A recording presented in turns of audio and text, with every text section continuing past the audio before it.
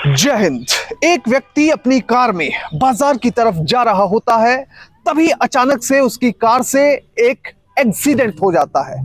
छोटा सा एक्सीडेंट था, कोई ज्यादा बड़ी बात नहीं थी, पर फिर भी यह व्यक्ति डर जाता है और वो अपनी कार से दूर भाग खड़ा होता है। इतनी ही देर में वहां पर दो पुलिस वाले अपनी कार में सवार होकर आते हैं। वो घटनास्थल का मुआयना करते हैं और उसके बाद इस व्यक्ति को काबू करने की कोशिश करते हैं। अब काबू करने की जब कोशिश की जाती है, इस बीच दोनों पार्टियों के बीच में यानी पुलिस वालों और कार के ड्राइवर के बीच में कहासुनी हो जाती है। इसके बाद पुलिस वाले इस व्यक्ति को काबू करते हैं और एक पुलिस वाला हथकड़ी पहनाने के बाद इस व्यक्ति को जमीन पर गिर देता है। दरअसल कार का ड्राइवर लगातार पुलिस वालों का विरोध कर रहा था। ऐसा होने की स्थिति में पुलिस वाले ने इस व्यक्ति को नीचे गिराकर उसकी गर्दन पर अपना घुटना रख दिया। पुलिस वाले ने इस व्यक्ति की गर्दन पर अपना घुटना इसलिए रखा ताकि कार का ड्राइवर फरार ना हो सके। पर देखते ही देखते ये सारी वीडियो सीसीटीवी कैमरे में रिकॉर्ड होती रही। यह व्यक्ति लगातार पुलिस वाले को कहता रहा कि मुझे छोड़ दो, मुझे सांस नहीं आ रही है, पर पुलिस वाले ने जरा सा भी यकीन नहीं किया और उसे नहीं छोड़ा।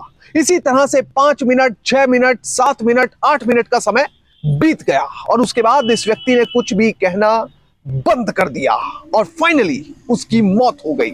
इस घटना से जैसे एक कोहराम सा मच गया, सनसनी सी मच गई। इस पूरे केस की बात करेंगे, पर सबसे पहले आपसे अपील कि आप बड़ी संख्या में हमारी वीडियोस को देख रहे हैं पर चैनल सब्सक्राइब नहीं कर रहे। अगर आप इस वीडियो को देख रहे हैं तो फौरन चैनल को सब्सक्राइब कीजिए, बेल नोटिफिकेशन ऑन कीजिए, वीडियो को ज्यादा से ज्यादा शेयर करें और इसके साथ ही अपना कमेंट देना ना भूलें। इस पूरे केस की सच्चाई जानने के लिए वीडियो को बिल्कुल आखिर तक देखें, स्किप कतई भी ना करें। अब इस पूरे केस को समझने के लिए आपको चलना पड़ेगा यूएसए के ओहियो राज्य में, जहां पर टायसन नाम का एक शख्स चोरी और अपहरण जैसी कई घटनाओं को अंजाम दे चुका था। आए दिन वो कोई ना कोई चोरी की घटना को अंजाम देता था। उसके बाद पुलिस की हिट लिस्ट में यह व्यक्ति आ चुका था। उसके खिलाफ मामला भी पुलिस में रजिस्टर हो चुका था। अब फाइनली मामला कोर्ट में गया और कोर्ट में लंबी बहसबाजी और आर्ग्यूमेंट्स के बाद इस व्यक्ति को माननीय अदालत 24 साल की कैद की सजा सुना देती है। अब 24 साल जेल में रहना कोई आसान नहीं होता। अब धीरे धीरे समय का पहिया घूमने लगा। 1 साल, 2 साल और ऐसे ऐसे करते 24 साल का समय भी बीत गया। सजा पूरी हुई। टायसन नाम के व्यक्ति का अब बाहर आने का समय हो चुका था। 6 अप्रैल 2024 को उसकी रिहाई हुई। बहरहाल 6 अप्रैल को रिहाई हुई और 18 अप्रैल 2024 का दिन आया। अब 18 अप्रैल को यह व्यक्ति अपने घर से निकलकर बाजार की तरफ जा रहा था। अब धीरे धीरे गाड़ी चल रही है, पर अचानक से होता क्या है, सड़क किनारे एक खंबे से गाड़ी जा टकराती है। अब इस खंबे को यूटिलिटी पोल भी कह देते हैं।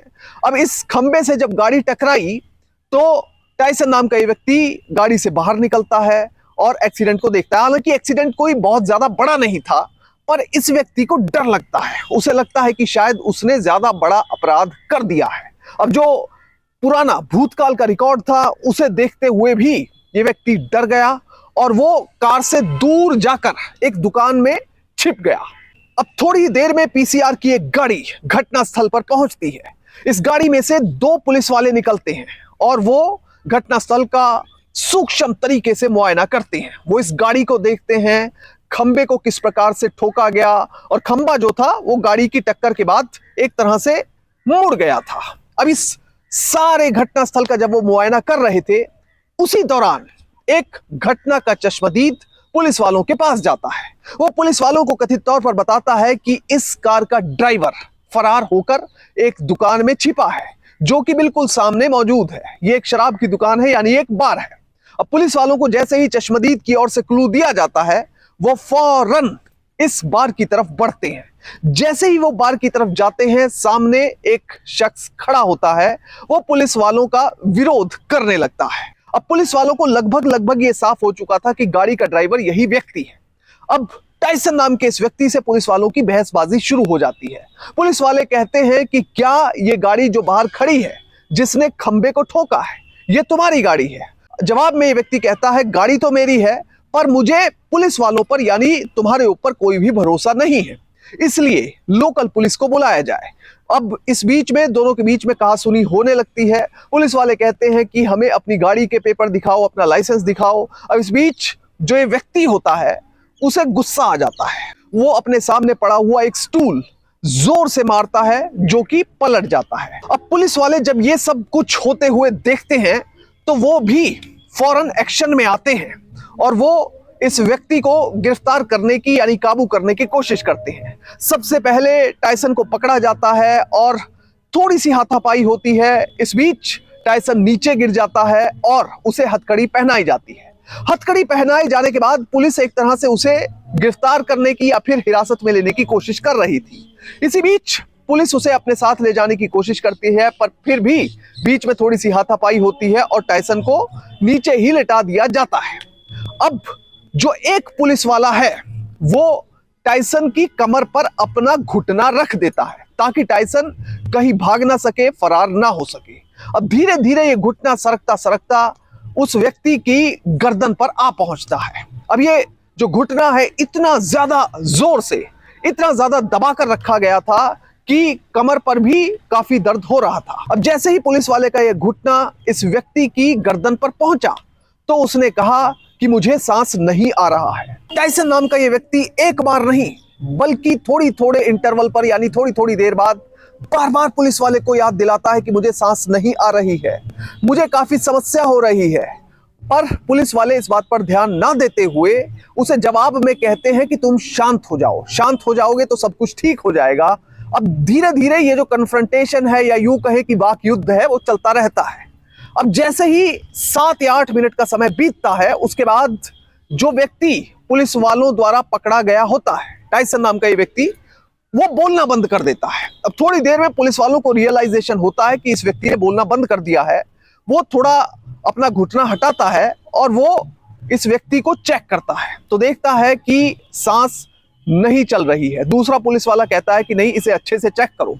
अब उसके बाद जब चेक किया जाता है तो उसके बाद पुलिस वालों का होश उड़ने लग जाता है। अब फौरन ही एक पुलिस वाला इस व्यक्ति को सीपीआर देने लगता है, यानी कि उसके दिल पर जोर जोर से हाथ मारने लगता है जिससे कि अगर दिल की धड़कन बंद हुई है तो उसे रिवाइव किया जा सके।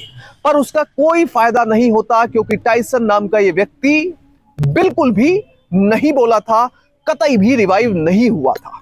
अब इसके फौरन बाद इस व्यक्ति को स्ट्रेचर पर बैठाया जाता है, एम्बुलेंस बुलाई जाती है और हॉस्पिटल में पहुंचा दिया जाता है। और फाइनली डॉक्टरों द्वारा भी काफी कोशिश की जाती है इस व्यक्ति को रिवाइव करने की, पर यह व्यक्ति दोबारा से जिंदा नहीं हो पाता। अब ये जो 2 पुलिस वाले थे जिनकी ओर से ये सब कुछ किया गया था, उनमें से एक था शे नेगी और दूसरा था कैमडेन बर्च, जिनकी ओर से ये सब कुछ किया गया था। अब इसके बाद इस पूरे मामले में काफी हो हल्ला मचा कि एक व्यक्ति जो सड़क पर जा रहा था, जिसकी कार का एक्सीडेंट हुआ, उस व्यक्ति को पुलिस वालों ने इतनी कठोरतम सजा दी, इतनी जोर से उसकी गर्दन पर घुटना रखा कि वो इस दुनिया से ही चला गया, यानी कि उसकी मौत हो गई। फाइनली इस पूरे मामले में मुकदमा रजिस्टर किया गया और पुलिस ने भी माना कि ये हत्या का मामला है।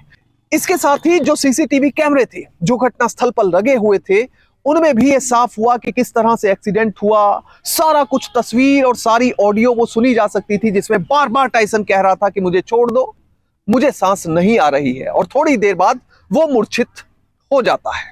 18 अप्रैल 2024 को हुई ये घटना साल 2020 में जॉर्ज फ्लॉयड हत्याकांड की याद दिलाती है, जिसमें कि पुलिस ने अपने एनकाउंटर में जॉर्ज नाम के व्यक्ति को मार दिया था।